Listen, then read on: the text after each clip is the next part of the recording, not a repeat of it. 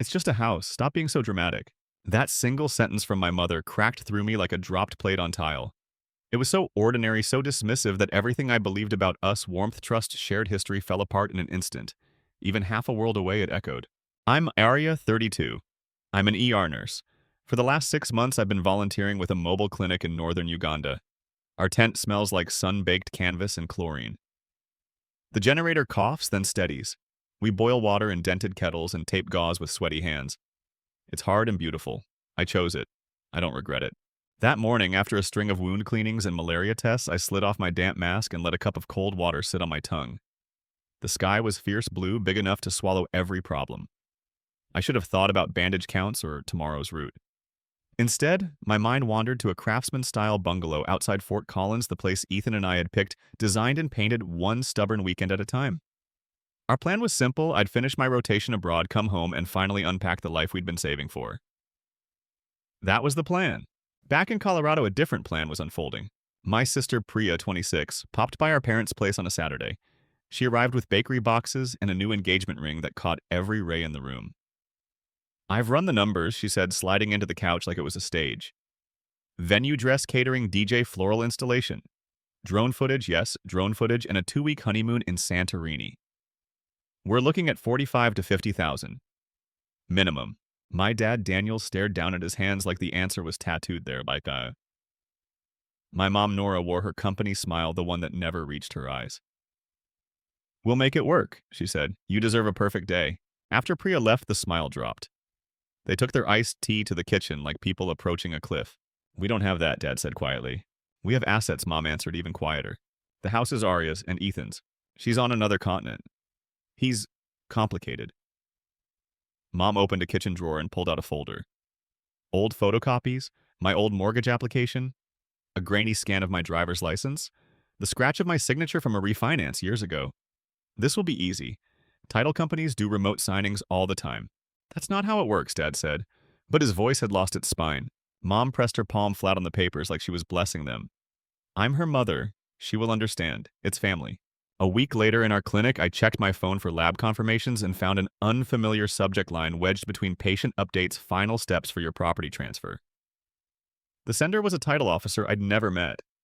The first lines turned the tent hot and small. We are preparing to finalize the sale of your property at address. Please provide identification and your co-owner's signature. Thank you for your prompt response. Sale. My lungs forgot their job. I called Ethan on spotty service. It took 3 tries to connect. Arya, you okay? Are we selling the house? What number of papers rustled on his end? No one contacted me. My hands shook. I got an email. They need your signature. Send it, he said, voice flat now. And call the title company right now. I called. The hold music was cheerful and wrong. When a woman finally answered, I forced my words to be calm. There must be a mistake. I didn't authorize any sale. She put me on hold to review the file. I watched dust float in a sunbeam until it looked like it was snowing inside the tent. When she came back, her tone was careful. Our packet shows documents submitted by a Nora and Daniel Cross. They indicated you provided remote authorization. We'll still need your co-owner's documents to complete. The world tilted. Nora and Daniel are my parents. Silence. Ms. Cross, she said. If you are not consenting, we need that in writing, immediately. I hung up and called my mother. She answered on the first ring as if she had been waiting. Were you going to tell me, I said. Tell you what, polite, distant. That you tried to sell my house. A breath. Then that same weightless tone. We're solving a problem. Priya's wedding is in 4 months. Do you want your sister embarrassed? You used my name. You forged my signature. Don't be dramatic, Arya. It's just a house. There it was, the line that split the floorboards. Not to me, I said. My voice came out steady, which surprised us both. I worked night shifts. I paid every inspection, every fix. That place is the first thing I built with both hands. You're always playing martyr, she snapped. You fly off to the middle of nowhere to help strangers and ignore your family. We're making this right. By committing fraud. By taking care of our own. The call cut out? Or she hung up, I honestly don't know. I sent the title officer a signed statement within the hour. I do not consent. The signature attributed to me is forged. Ethan sent his own refusal from his office downtown attaching our original deed proof of joint ownership and an affidavit with more legal words than I knew what to do with. He called me after. I blocked the transfer, he said. They can't close without me. I owe you, I whispered. No, he said. You don't. We bought that place together. We protect it together. Between patients, my phone lit up nonstop. Voicemails from Mom layered guilt like frosting. Why are you ruining this? We had a plan. Priya is devastated. Texts followed. After everything we've done for you, family first, you're choosing a house over your sister. Dad's message was short. Call your mother. Let's talk this out. Talking had already been skipped. They had made a choice. They had signed my name on paper because their definition of family included my identity as a tool. That night, the air cooled and the generators died one by one. The stars looked near enough to knock on. I lay on my cot and retraced the last few years like a map, the way Priya's birthdays looked like coronations, while my graduations were a quick dinner, the times I'd loaned money that never came back, the family photos where I stood at the edge balancing plates and expectations. I had always been the capable one, the reliable one, the one who never needed anything. That label sounds like praise until it becomes permission to take. Morning broke into the tent without asking. I brewed instant coffee, then wrote down everything we had. The email, the names given to the title officer, the scanned authorization dates times the call logs. Ethan connected me with a real estate attorney. I sent her the packet, then stood outside and watched the road dust rise behind a motorcycle and fall like bad snow. My phone buzzed again, Mom. You had no right to interfere, she said when I picked up. No, hello. I had every right, I answered. It's my name. It's my property. We were trying to help your sister, she said. A good family sacrifices. A good family asked. She scoffed. You think the world revolves around you. This is what you do, Arya. You make everything difficult. I'm done being easy, I said quietly. I went back into the tent and set up our triage table. A grandmother with a swollen knee limped in, and I focused on something I could fix. Compress, elevate, explain. Work is honest. It doesn't pretend to be love while taking from you. By the end of the day, the title company had sent a formal notice to all parties. Transfer paused pending verification and co-owner consent. The buyer was notified. The rush slowed, the damage did not. Damage did. That evening, Ethan video called from our living room, the living room that might have belonged to a stranger by next week if we hadn't stopped it. The plant we killed twice sat thriving in a corner because Ethan finally learned not to drown it. A quilt my aunt made years ago hung over the couch. Tiny, ordinary anchors. He looked tired but resolved. We're not just pausing this, he said. We're going to make sure it never gets this far again. How, I asked. First, a fraud alert with the county. Second, a letter from the attorney to the title company and any local agents. Third, we lock down your credit. Fourth, we document every word your parents have said. My throat tightened. This is my family. I know, he said softly. That's why we do this right. I stared at the quilt and thought about another sentence that had lived in our house for years. You'll understand when you have kids. It always meant the same thing. Do what we want. I didn't have kids, but I finally understood. That night, under a wavering solar lamp, I wrote one sentence in my notebook and circled it until the paper almost tore. This is my life. Then I drew a line beneath it and wrote a second, we hold the line. Tomorrow would be emails, affidavits, and a call to the county recorder. And a harder call to the part of me that still wanted to believe that people who raised you can't hurt you like this. I was wrong. The next morning, I woke before the generator. The camp was a hush of canvas and birds. I boiled water, wrote a list, and started crossing off boxes. County recorder fraud alert. 3 bureaus freeze. Title officer formal objection signed and scanned. Attorney retainer paid documents uploaded. Dr. Layla, our clinic lead, found me hunched over my phone. You look like you haven't breathed, she said, handing me tea. My parents tried to sell my house. She didn't blink. People do wild things when they rename selfishness as love. Keep records. Don't fight in the dark. I nodded. I'd already created a folder labeled House Evidence. I dropped in emails, timestamps, call logs, and a note. Ethan texted at sunrise, changed the locks today? Also installed a camera by the porch. The workday came like a tide. We wrapped sprains, dosed antibiotics, taught a young father how to clean a wound without panicking. I moved on muscle memory, but my head buzzed with little details, the tone my mother used, the way Dad swallowed before he spoke, the number in the email footer from the title office. Looking back, the signs were scattered everywhere. They just didn't look like signs at the time. When I was 12, my birthday cake said, "Proud of you, Priya," because my sister had aced a recital the same day. At 16, I paid my own car insurance just for a few months, which turned into a year. At 19, I got into a nursing program across the state. Mom congratulated me and asked if I could transfer closer so Priya wouldn't feel abandoned. It's 1,000 paper cuts. You don't notice the bleeding until you're lightheaded. At lunch, I checked my phone. 24 notifications. Most were from a family group chat I never read. My cousin Maya had finally sent me a DM. You need to see this. I'm on your side. Don't mention my name. She attached screenshots. Mom, remote notary is fine. Arya said yes by email. A relative. Doesn't Ethan have to sign Mom? We'll manage. We have her old papers. We'll match it. Dad, let's not write this here. Mom, it's family. No one is going to tattle. I stared until the letters blurred. The funny thing is, the text wasn't even angry. It was casual, like ordering flowers. I sent the images to our attorney, then to Ethan.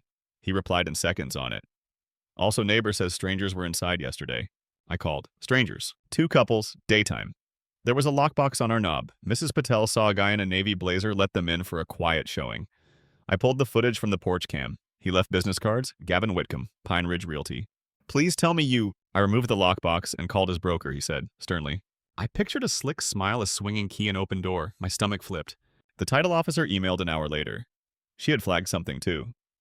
The notary stamp on the scan attached to my file belonged to a woman who had retired 6 years ago. The commission number didn't match the format now used in our county. We have paused everything the officer wrote. Please know we take fraud seriously. I read that line twice. It was the first sentence in days that felt like a hand on my shoulder. Between patients, my mother left 4 voicemails. In one, she cried. In the next, she hissed. By the 5th, she was measured like a lawyer on TV. You've embarrassed us. We already paid deposits. Be reasonable. Dad sent a single text. We can pay you back. After the wedding. The word after did all the heavy lifting. After their priorities. After I stayed quiet. I called Priya. She answered with speaker echo. Hey, I'm with vendors. I'll be quick. I swallowed. Did Mom tell you what she tried to do? Silence. Then a brittle laugh. Tried? It's not about you. Can't you see that this is my once in a lifetime? If you were supportive, we wouldn't be in this mess. They forged my name. They were fixing a problem, she snapped. You always make things complicated. I'm protecting my home. You're jealous. Her voice went sugary. You're in Uganda saving the world, and you hate that something big is happening here without you. I hate that our mother thinks my signature is a suggestion. Priya exhaled hard enough to fuzz the mic. I don't have time for your drama. The call died. 10 minutes later, her post went up. I know because my cousin sent it before I could find it. A photo of Priya in a boutique dressing room fabric pinned to perfection. Caption. When the person who should love you most wants to ruin your joy, hashtags like cuts, sisters can be cruel, wedding blocked. Do better. Comments poured in. You deserve happiness. Cut out toxicity. Family isn't blood, it's who shows up. I felt exposed and invisible at the same time. Ethan called again that evening, his face lit by our living room lamp. I reached Jaden, he said. Jaden is Priya's fiancé, a quiet engineer who once helped me fix a leaky faucet without charging in with a hero complex. He didn't know about any of this. How did he take it? He asked questions, real ones. I told him to talk to the title officer himself. I sent him the notary mismatch and the lockbox video. Ethan paused. He sounded tired. All of us do, I said. Our attorney, Ms. Kerr, joined the call. Her voice was brisk and kind. We're filing a cease and desist to the agent and the brokerage. I've also prepared a letter to your parents demanding they halt any representation on your behalf. No more "we're her parents" nonsense. Will that stop them? I asked. It starts a paper trail, she said. People like this gamble that you won't write anything down. You're writing everything down. Jonah, our logistics guy, ducked into my tent to ask about tomorrow's gas run. I held up a finger. 1 minute. When he was gone, I asked the question that had been burning all day. If they keep pushing, what then? Keep. Ms. Kerr didn't sugarcoat it. Police report for attempted fraud. Civil suit if necessary. And if they start telling people you're unstable to justify themselves, defamation is on the table. But first things first, containment. I slept a little that night. Not much, but more than before. The next day, a new voicemail waited from Dad. We can talk, please? Your mother is a wreck. We never meant to hurt you. I almost called. Then Maya messaged again. Heads up. Your mom told Aunt Rena you're not well and that Ethan is controlling you. She said you begged them to handle your finances while you were away. I know it's false, but they're planting it. There it was, the narrative pivot. The minute their plan met a wall, they rewrote me into a problem. I sent Dad a text instead. No more calls. Put everything in writing. Any entry to my property without consent will be reported. Any signatures or representations on my behalf are unauthorized. This is your notice. He wrote back one sentence. You'll regret this. I saved it with the others. Work was a balm. We organized blood pressure meds into little zip bags. Layla taught a group of teens to check pulses using their fingers, not their thumbs. The sky turned white and then gold, and a shadow passed over the tent wall as a bird swooped low. For a few hours, life made sense. See a problem, treat it, follow up. Right before sunset, my email pinged. A police case number. The subject line read, Allegation of identity theft statement requested. I clicked. This message concerns a report filed by Nora Cross alleging that an unknown party is impersonating her daughter, Aria Cross, in communications with a title company and interfering with a lawful sale. Please contact Detective S. Adler to confirm your identity and provide a statement. The world went quiet, then loud, then quiet again. I walked outside and let the heat fall off my shoulders. Beyond the thorn trees, the road curved toward a town where no one knew my name, where family meant who sat beside you at dusk and shared water. I thought about my mother at a desk rehearsing righteous indignation while she spelled my name to an officer. I pictured her saying the words unknown party and believing them halfway. I called Ethan. He picked up on the first ring. They filed a report, I said. Against me, or the ghost version of me, same thing. He closed his eyes for a beat. When he opened them, they were steady. Then we answer, with our names, with proof. Layla stepped into the doorway and raised her brows. I held up a finger, then nodded at her. I need to give a statement, I said to Ethan. Tonight. I'll email the detective loop Ms. Kerr and attach your passport, your nursing license, your notarized affidavit. We'll do this by the book. By the book, I echoed. It felt like a spell, the good kind. The kind that stitches flesh back together. I went back to my cot and opened my laptop. I typed, my name is Aria Cross. The person contacting you is the person named in this report. The signature on those documents is not mine. Short sentences. Clear facts, no fire. At the bottom, I added one line Layla had taught me. I am available to cooperate fully. I hit send. Outside, the generator coughed and caught. The lights flickered on. Priya's latest post kept stacking comments somewhere in the world. A man in a navy blazer counted business cards he wasn't going to hand out again at my door, and my mother, somewhere between shame and certainty, kept telling herself a story where she was the hero. I was writing a different story now. It didn't need her approval. Detective Adler replied before dawn. A short email, a Zoom link, a list of documents to prepare, passport, nursing license, a quick photo holding today's date near my face. Layla set her mug on the table between us. Want privacy? I want a witness, I said. She stayed. The call began on the minute. Detective Adler had the calm voice of someone who lets facts do the work. I confirmed my identity. I said the words out loud. My parents filed a report claiming I was an imposter. I explained the title email, the notary mismatched the lockbox, and the group chat screenshots. He took notes. Did you authorize your parents to sign for you in any capacity? No. Would they have access to any scans of your ID? Yes, years ago. I sent a copy for a car title transfer. I didn't imagine I'd need to defend it from my parents. He didn't react. Please upload everything to this portal. We'll request the original documents from the title company. Do not delete texts or voicemails. Understood. He paused. This kind of case gets messy. People say things they can't take back. Stay in writing. You're doing the right thing. After the call, I stared at the dirt floor until the shapes of leaves came back into focus.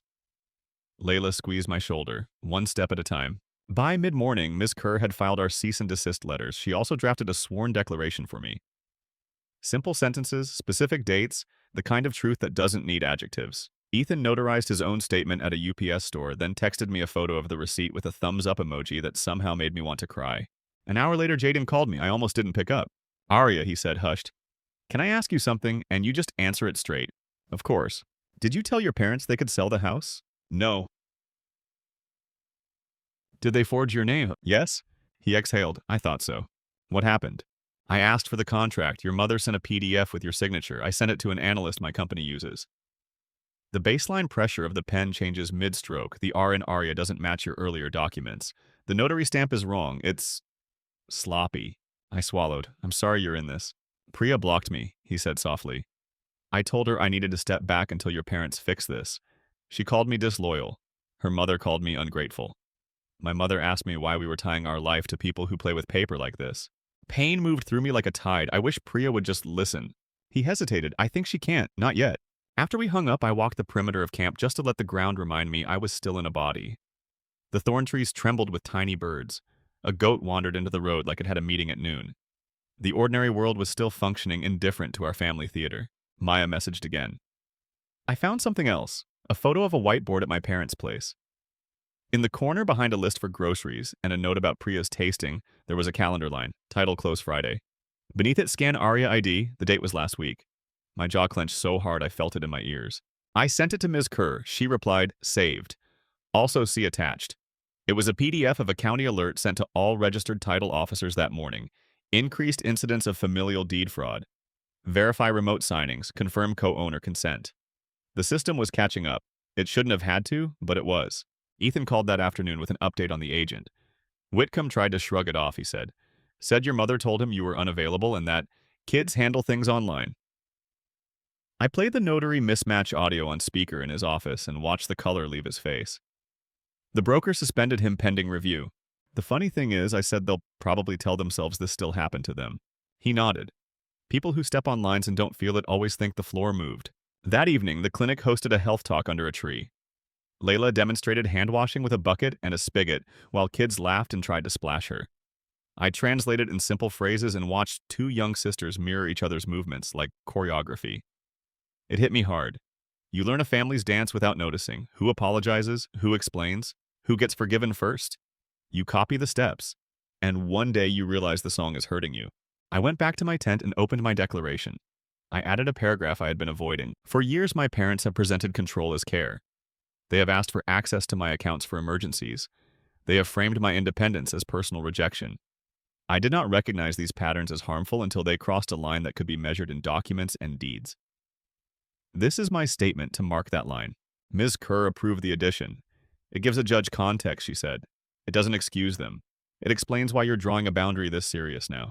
At sunrise, an email from Detective Adler waited like a stamped envelope on a quiet porch. He'd written in his clipped style, no flourishes, no hedging. He had interviewed the retired notary whose seal showed up on the fake form. She confirmed she hadn't stamped anything in years. Her commissioning number had expired. Her seal went missing during a move. She'd reported it at the time and kept the receipt. Adler attached his interview note and a photo of the notary's current unexpired ID, proof of who she was and who she wasn't. He'd also pulled the metadata from the PDF my parents submitted. The author field read Nora C. iMac. The created timestamp matched the whiteboard date in the photo my mother had posted. The PDF producer string quartz PDF context was consistent with a macOS export, not a scanned original. The embedded scan data carried the signature of an older home printer model I recognized from their office. He even included the hash of the file and the chain of custody log from the title officer to his evidence locker. He ended with one plain sentence that made my knees go soft. There is sufficient probable cause to consider this a criminal matter. I stared until the words steadied, until my breath did. Then I forwarded the email to Ethan and to Ms. Kerr. My fingers hovered over Priya's contact. I didn't send it. Not yet. Priya wasn't reading facts. She was reading a story where every arrow was hand-drawn to point away from the person who wrote it.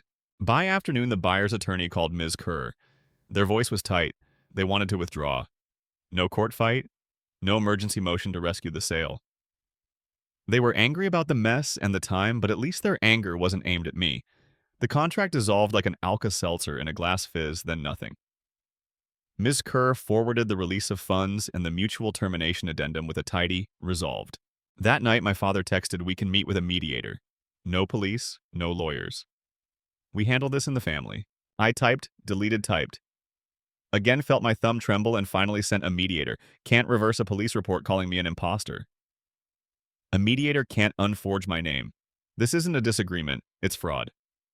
Put anything else you want to say in writing to my attorney. He didn't respond. 2 days later, Jaden posted one last message in the family chat. He said he couldn't move forward with plans until Priya's parents took responsibility. He wrote, love isn't a hall pass and weddings built on lies collapse under their own cake. Then he left the thread. An hour later, Priya uploaded a story, a table crowded with peonies captioned, blessed to know who my real circle is. The comments gleamed like broken glass. Pretty, dangerous to touch. At dusk, Ethan sent me a photo of our porch. The lockbox was gone. The light was on. The top rail looked darker wet with a fresh coat of stain. He texted, I keep thinking about how we sanded this railing. You kept saying, it has to feel good under the hand. It does. I zoomed in on the grain. I remembered how my palms burned that weekend and how we laughed when the stain turned our nails a ridiculous brown. That house was never a trophy to me. It was a place where my effort lived. That's the part Nora never seemed to grasp. Objects keep the shape of what it costs to get them. The next morning, Detective Adler emailed again. He was scheduling in-person interviews, my parents, the agent, the title officer who had flagged the stamp. He added a link to an identity theft resource, explained how to place a fraud alert with the credit bureaus, and asked if I wanted a safety check on my address. Yes, I wrote back. Please. He replied that a patrol officer would document exterior security and that the request would be filed with the report number. Lila watched me close the laptop and sit still, hands laced as if keeping a promise to myself. What now? She asked. Now we wait while the truth walks paperwork across desks, I said. And I keep doing my job so I don't forget I'm more than this. She nodded. That's a good prescription. Work helped. I changed dressings and charted pain scales. I translated symptoms into steps. I practiced saying no in my head, the way you practice a new language, stiff at first, then almost natural. Jonah teased me about my serious face until I told him the whole story. He stopped teasing and started carrying the heaviest supply crate without being asked. Little mercies count. At sunset, I took the long path to the well and felt my heels strike the packed dirt, each step a small verdict. I decided I was done defending my right to my own name. Ms. Kerr's email buzzed. Adler served them. Interviews tomorrow. Expect resistance. Let them escalate, I thought. I'd answer with proof, not volume. The next morning, I covered triage-counted syringes, started IVs, snagged 2 veins on the first try while Ethan called with updates. 2 sedans out front at my parents' house. He stayed far enough away not to be noticed, and described what he saw: a uniformed patrol car, a plain sedan, and the blinds tilted just so. Later, Adler's summary hit my inbox. My mother told him I'd authorized everything by email. He photographed her iMac on the desk, the user account name. The recent files list the exported PDF metadata, author Nora C. iMac timestamps matching the whiteboard date from her photo. He found a saved image of a notary stamp off Google wrong format, wrong commission sitting in a stamps folder. He found practice sheets where someone had traced my signature over and over, the loops getting smoother. My father stayed quiet. My mother called it a family matter. Adler logged the consented device review as complete. A folder labeled Aria Mortgage held old scans of my ID, the 2019 refinance signatures, and the traced letters identical to the forged deed. He ended his note with, parties advised of potential charges, advised to avoid contact with the victim. Then, as an aside, your mother said, we had to protect the sale. By evening, the agent folded. He took a seat in a glass conference room and tried to hide behind phrases like industry norms and customary reliance. Under questions, he admitted he hadn't independently verified the notary or the authorization. Within the hour, his brokerage suspended him pending investigation. The buyer formally withdrew. Escrow released the hold. That part finally was over. My mother left a voicemail asking me to withdraw my statement and clarify that I'd consented. I saved the audio, transcribed it, forwarded both to counsel, and stepped outside. The sky was a modest blue. The world hadn't ended. I'd crossed a line and was still here. Adler recommended charges: attempted fraud, forgery, filing a false report, and possible counts for tampering with a public record. Service was made. My parents filed for a restraining order against me the next day, accusing me of harassment through documentation. The judge asked for evidence. They had none. Petition denied. 2 days later came the arraignment, State versus Nora and Daniel Cross. They stood together at the defense table, not guilty. The court set bond conditions: no contact with me or Ethan. No property transfer, surrender of the devices used to create the documents, and stay away from my home and workplace. Pre-trial in 3 weeks. They tried one more stunt before that, hearing a bogus wedding design lien filed against my address the same week as the fake deed. Ms. Kerr had it yanked within a day and added to the packet with a note about pattern.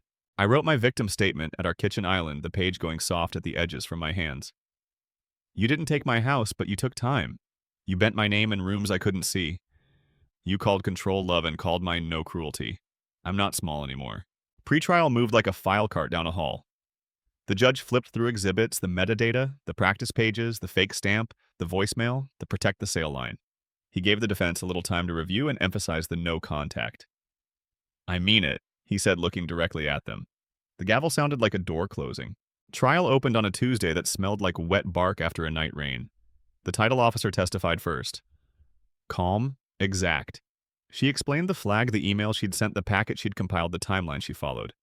Then Adler took the stand. He explained metadata the way you explain a grocery list. He didn't speculate. He repeated my mother's words. The defense tried to make it about culture and misunderstanding. The judge kept interrupting to ask for facts. When I testified, I kept my answers short. No authorization, no delegation. They had my old scans because I once trusted them with my refinance. What did the property mean to you, the prosecutor asked. Work, I said, a future I built on purpose. What do you want now? For the court to call this what it is, for it to stop. On day 2, my father called the deed temporary and read my name off a practice sheet with shaking hands. The courtroom was so quiet I could hear the vent. My mother said I did what needed to be done. The jurors glanced at one another, thunder close and waiting. Verdict: guilty attempted deed, fraud, forgery, filing a false report, tampering with a public record. The foreperson's voice didn't waver. Sentencing a month later was boring in the way good systems are boring. 1-year county with 6 months suspended, 2 years probation restitution. To me and to the buyer for wasted costs, ethics counseling barred from acting as anyone's agent during probation. 1 year of no contact, then counsel-only contact, and a written acknowledgement of harm filed with the court. After that, life got quiet. The house relearned our steps. The porch light clicked on at dusk like a reflex. A raccoon visited the camera and looked personally offended by our compost bin. I locked the door and felt the lock hold, and letters arrived. From my mother, I confused control with care. From my father, if father means anything, it means I stop here. I filed them behind the court orders, not to forget, but to keep the sequence true. Priya moved out of her parents' home. She got a job. She sent a photo of a crooked rug, a thrifted lamp, and a hopeful plant leaning toward a window. Good. Keep going.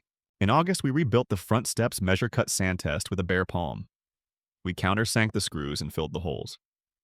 Ethan set the level on the top board and grinned when the bubble centered. I pressed my hand to the rail.